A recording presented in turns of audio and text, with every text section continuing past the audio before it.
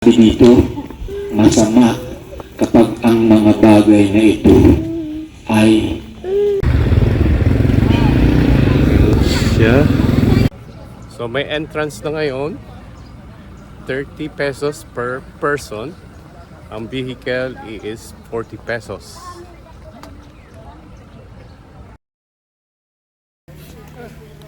Ayan.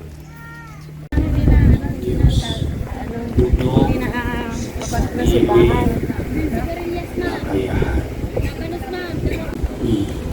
sa English. Ibig sabihin niya ay sa Tagalog, marami siya para umabot at tumulong sa iba. Pwedeng dagdagan.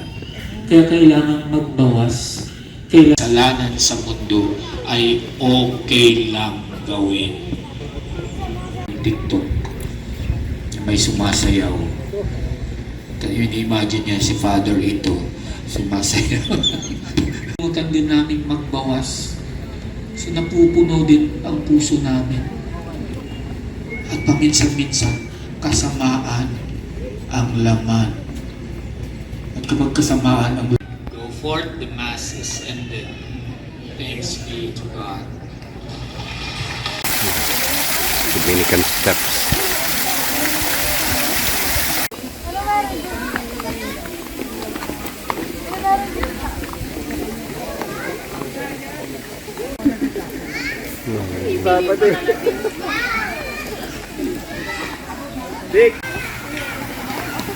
Tama siya, may kawa. Looks the big kawa.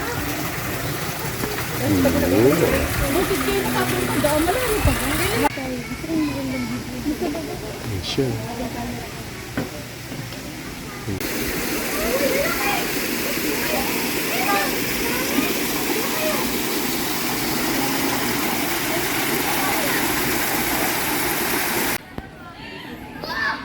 Sayang.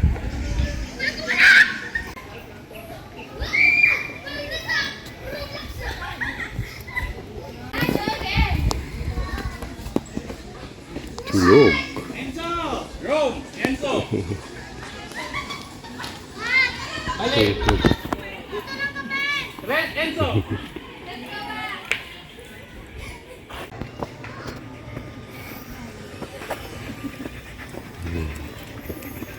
Station of Cross hanggang doon sa taas yun.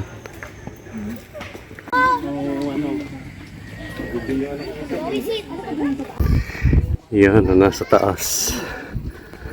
Oh, looks like an open church, open chapel, house of prayer.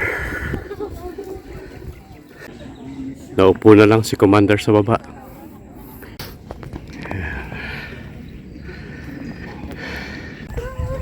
Mostly farming doon sa baba.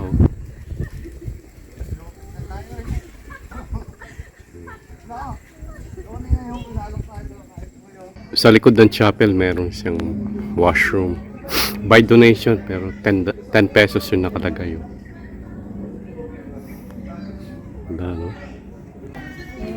Prayer candle.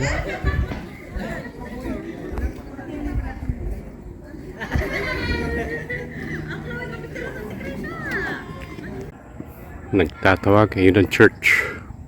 Oh. Si Commander nakaupo. May mga kainan sa labas, oh. Ito tayo, tingnan natin.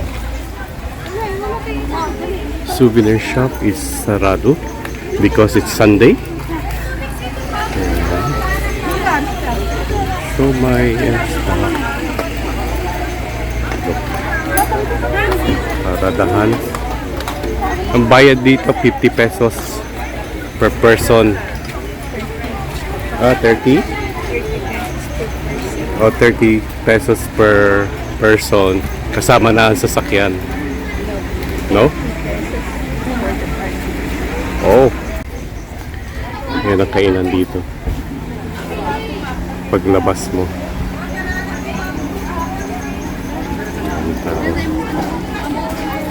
Yan, itong kanilang parking sa loob. Meron pa sa labas. Along the road, yun. Yan. Tingnan nyo yung kamatis, sumura. 40 per kilo. Ang ganda ng mga luya.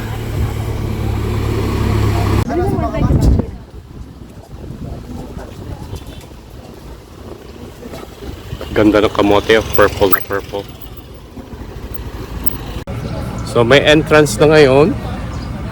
30 pesos per person. Ang vehicle is 40 pesos. First time namin pumunta noon nothing but free. Pero kailangan nilang gawin ang daan kung sumisingip siya ng mga ganyan, right? Ganun pa yan mga almost 10 years ago or more than 10 years ago, ganyan na yan.